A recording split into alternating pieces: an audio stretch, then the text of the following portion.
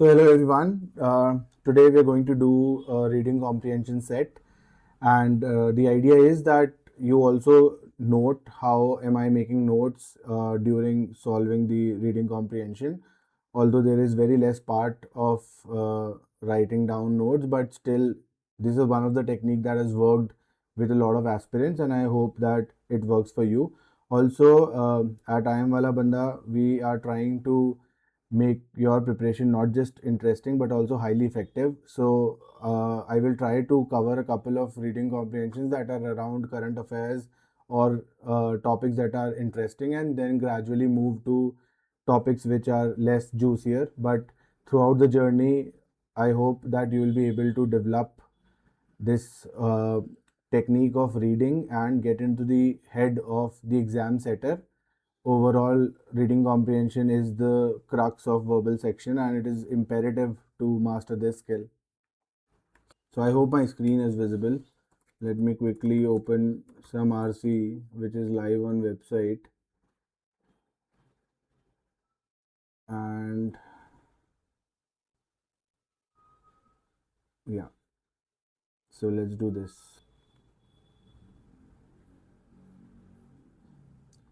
Artificial intelligence. So first of all, it's important that you make a summary of whatever you are reading so that you know what paragraph has actually talked about, and when you go through the questions and you come back, it helps you to match where that question is implying to. Also, there is a debate that should I go for the questions first and then to the reading comprehension. If that works for you, great. Otherwise, as a thumb rule, always read the comprehension first and then go to the questions. Let's read it together. And of course, please pause the video. Please go through the reading comprehension yourself. See the four questions. If still you are having any kind of doubt in the way answers are, what is correct, what is not correct, and this video helps, great. Otherwise, also just move on to the next reading comprehension. So, artificial intelligence is frequently discussed as though its most significant consequence will be the elimination of jobs. When I read it, I read to get the crux of it and not to like really read as a book. So, because I'm explaining, I'm going to read it aloud. But at the same time, when you are reading, the idea is that I get one line out of it, which is the summary of that particular paragraph. This framing, while economically consequential, is intellectually narrow.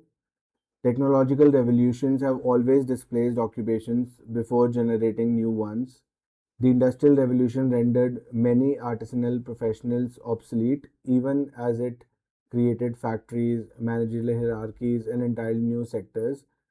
Whether AI follows the same trajectory remains uncertain. The more provocative question is whether work itself is gradually losing the cultural authority it once exercised over human identity. So, as we know, the topic is AI versus jobs, but at the same time, if we look at it, the author is saying that what AI is doing is not, AI disruption is not new, and whether AI follows the same trajectory, we don't know. The more important question is gradually work itself is losing its cultural authority or not. So we make work as identity, and is that a good thing? So I think that is the crux of this paragraph. There can be multiple lines. The idea is that when I write this, first of all, I'm more conscious while reading because I have to write this one line. Second, when I go to the questions, I have some kind of a mental map ready, and I can go to that particular part of reading comprehension much faster. Modern societies have long treated employment not merely as an economic necessity but as a principal grammar through which adulthood is interpreted. Occupation determines social status, structure daily routines, shape interpersonal relationships, and frequently serve as shorthand for character. To ask someone what you do is rarely an inquiry into their daily activities, but an invitation to reveal the narrative by which they understand themselves. Employment, therefore, has historically functioned less as a source of income but as a source of legitimacy. So basically, it is talking about that how everyone in the society keeps asking about us, what we do, and that is what they want to know, and not that they really care, but that's how they judge people. So uh, we can say that society sees job as identity. That's what basically this whole paragraph has told. Even if it is not exactly accurate, again, let me just reiterate, it is for my own understanding rather than answering any question. This understanding may have been historically contingent other than now contingent is a word which is little advanced and maybe you're not aware of it, but this is also one of the rules. Even if I don't know the exact meaning, it's completely fine. I need to understand from the context what it can mean, and even unless the question is entirely dependent upon my understanding of that particular word, I can very well sail through it without knowing the exact meaning. And now we are at just for 4 months to cat. I have multiple times reiterated that building your vocabulary or reading random books is not going to help. The only thing that's going to help is reading comprehensions. This understanding may have been historically contingent rather than universal. So, from what I understand, is that this understanding is not a universal thing, but it is more something which is historically contingent, important, probably. So, it is historically important or related to history. Agriculture societies often derived identity from family, land and community. Medieval guilds linked occupation with social structure rather than aspiration. Elevation of professional identity accompanied industrial capitalism, which demanded disciplined labor forces who organized their lives around productive efficiency. If this interpretation is correct, then our contemporary attachment to careers may represent a cultural arrangement rather than some feature of human psychology. So, it is saying that it is not something which is human inbuilt nature, but it is something that has come historically. Farmers were taking pride in their land, and we started taking pride in our jobs. Artificial intelligence complicates this argument in ways that differ subtly from previous waves of automation. Earlier technologies primarily replaced physical routine tasks while simultaneously expanding demand for cognitive work.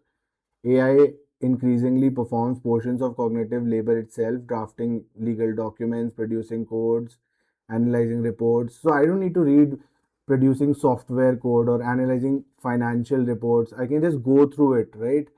And even generating content. So AI does everything now. Very intelligent work also, very cognitive work also. Importantly, these capabilities affect entry level job. Traditionally, the space where individuals accumulate experience, form identity, and developed knowledge. If apprentice disappears, so too might the gradual process through which competence evolves into confidence. So basically, it is saying that AI does cognitive work, and the it challenges the process of competence into confidence, because now we spend so many years develop confidence in some work, but now because of AI that experience is not as relevant, because now you can very easily use it and without that experience match the level of someone who's experienced, right? Optimists respond that every technological disruption has generated similar anxiety. They argue that AI will not eliminate meaningful work but redistribute it towards creative, interpersonal, strategic activity. According to this view, concerns about identity merely reflect temporary adjustment cost. Yet, this optimism often assumes that society possesses sufficient institutional flexibility to redesign education, labor market, welfare system rapidly to absorb the displaced workers. History offers mixed evidence for such confidence. Technological adaptation has frequently occurred, but rarely without prolonged periods of inequality. So basically, it is saying that AI will not eliminate meaningful work, which is great, but at the same time, there will be a lot of prolonged period of uncertainty. So, um, can I say the author is basically saying that there will be there will be prolonged disruption. That is enough. Now let's go to the sixth para. The more fundamental issue, however, lie elsewhere. If economic production increasingly requires fewer human, society will eventually confront a question they have thus far managed to avoid. Should human dignity continue to depend upon market participation? The assumption that individuals must justify their existence through paid employment has become so deeply embedded that alternative conceptions of citizenship or contribution often appear morally suspect, like volunteering, caregiving, community building. They are undervalued. Yeah. So basically, what is it saying? That still, with all of this, the job and identity will be a problem because society is not ready to face a situation where there are no jobs. This does not imply that AI will inevitably produce a post-work civilization. Prediction of technological unemployment have repeatedly proven premature. Rather, AI exposes an ambiguity that modern societies have long concealed, whether employment is valuable or whether we have merely mistaken an economical arrangement for a moral principle. The answer to that may ultimately shape the future more profoundly than the technology. So this is also kind of a repetition of the same, but it is saying that AI effect is more on this fundamental question, that should we put our identity to jobs. Okay, so now we have given the first read and that is more than enough. You don't really need to read it out aloud like I did, but the idea is that you read it in your mind, but you at the end make one line summaries. So that is one new tip you can use now. Let's go to the first question. Very, very common type of question. The what is the central purpose of the passage? So now it is assuming that what have you understood by reading the 7 paragraphs. So first and foremost, it's very important that every question is basically having 4 options and you have to eliminate 2 completely wrong options. That is the first level, and then we will go between the two with our gut feeling, and with every RC just understand that you are developing that gut feeling. So for the first question, the central purpose, let's see the first option.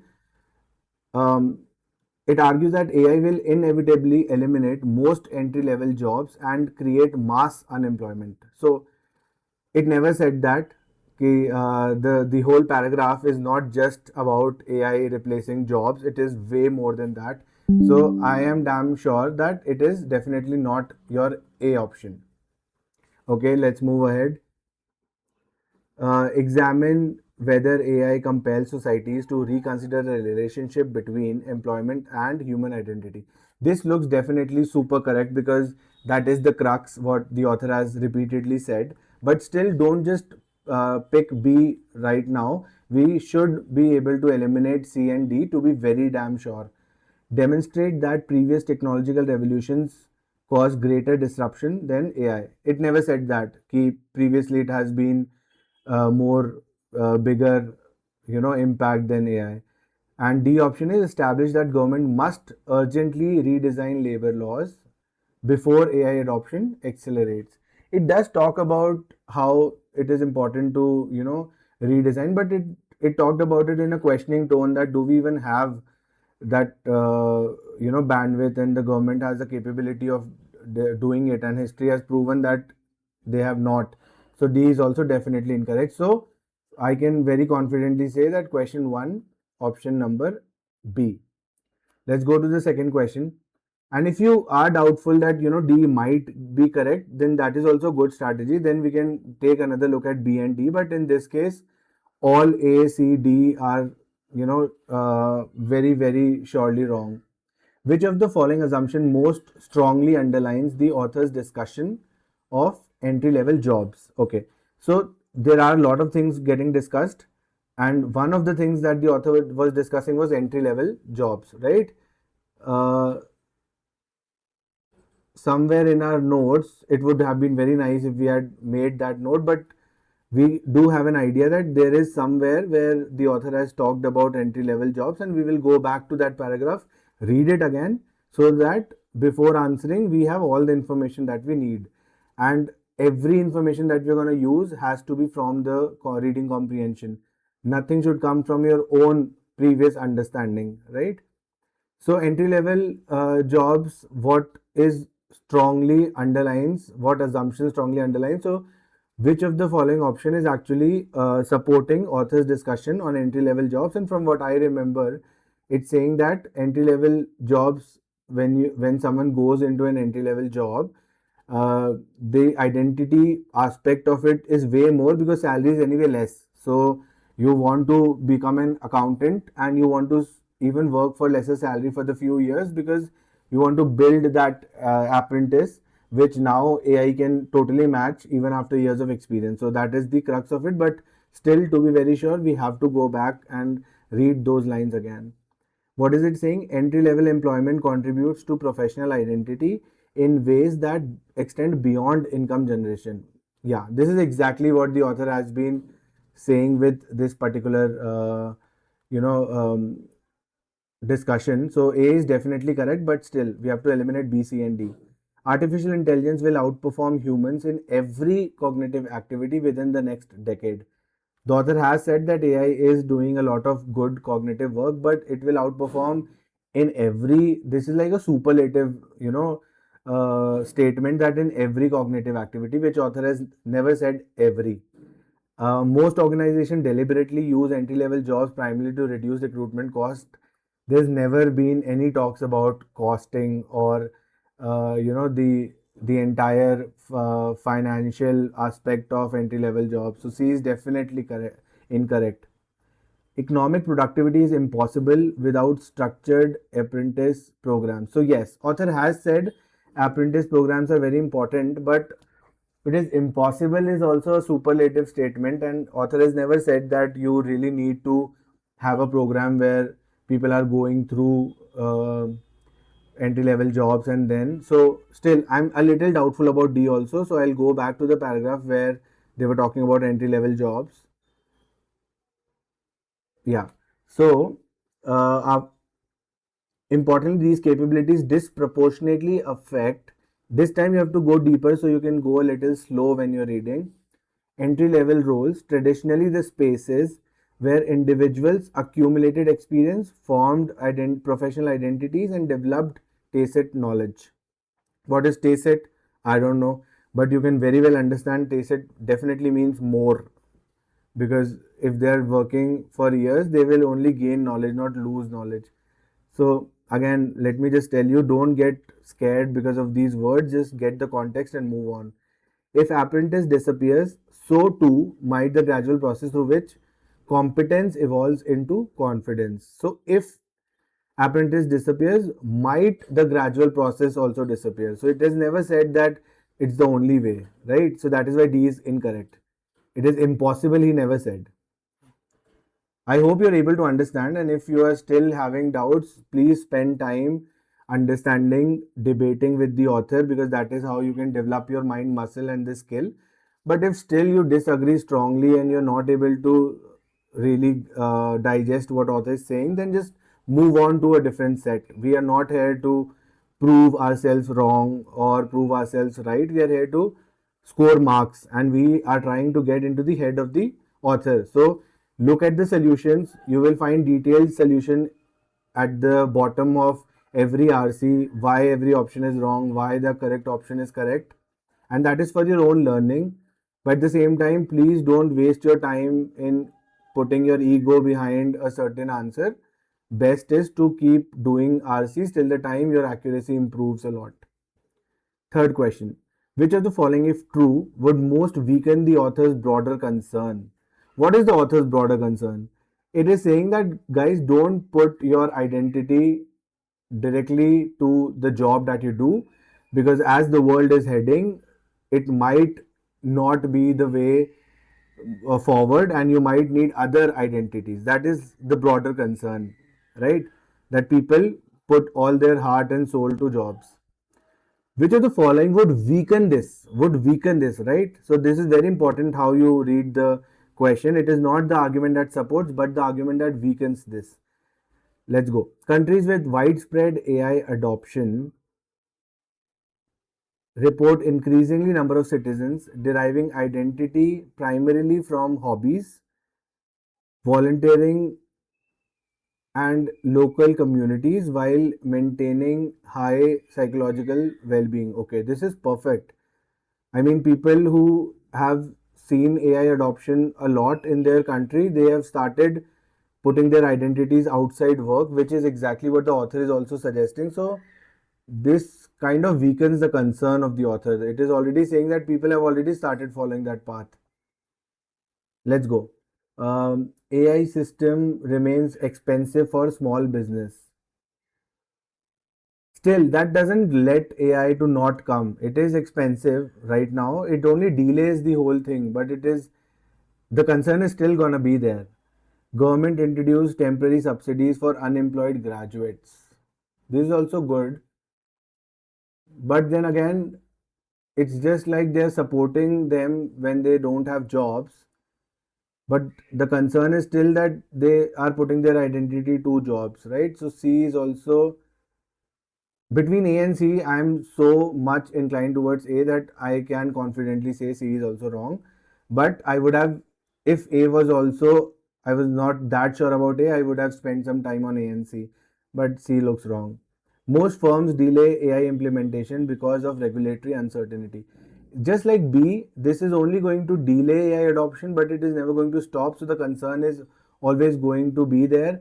So the only thing that removes the concern is that people have already started their putting their identities to other things than job. Last question, which one of the following statements best captures the author's overall stance? Okay. Author's overall stance, I think by now we are very clear with it, and which is capturing the crux of the, uh, not the passage, guys, with the crux of the author's alignment, author's opinion. Okay. Could be same, but could be a little different also. So it's very important that we read the question very well. Artificial intelligence represents the first technological revolution capable of permanently eliminating employment. See, this is also superlative statement, and author never said that it's going to be permanently eliminate. He also at the end mentioned that there might the answer uh, does not imply AI will inevitably produce a post-work civilization. So this is 100% wrong. A concerns about AI are exaggerated because history guarantees that labor markets always recover. Yeah, this is correct because it has happened in history, but this is the overall stance of the author. I'm little doubtful about B, so we'll keep it for now. AI is significant less because it may reduce jobs that then because it exposes society's unexamined belief that paid work defines. Yeah, C is 110% correct, and that makes me confident that B is also wrong. Employment has never been an important component of personal identity. This is exactly the opposite of what the author has been saying. So this is also wrong. So our answers are B, A, and C. So if you scroll down, you will be able to see all the answers. So B, A, and C, which is correct. So you can always go back to each of the options, and maybe I've missed some of the aspects, and this is like designed by an expert, so you can always go back to them. But remember that part where if you disagree, and better to move on than stay on that for a very long time. So I hope this helps, and I'll see you in some another video where we will discuss another RC. And as I've always said, that please do not focus on para jumbles, para summary, odd one out. They are very less part of the overall verbal section. Your only goal is to master verbal ability, and probably that will help you in summary questions also. So do one RC every day, and eventually after you have gone through at least 20-25 reading comprehensions, you will be, and analyze them really well, you will be able to have a base level of confidence. And then is the time to decide that are you really good at it, and what you can do about it. Because overall we are giving three exams: quant, DILR and verbal.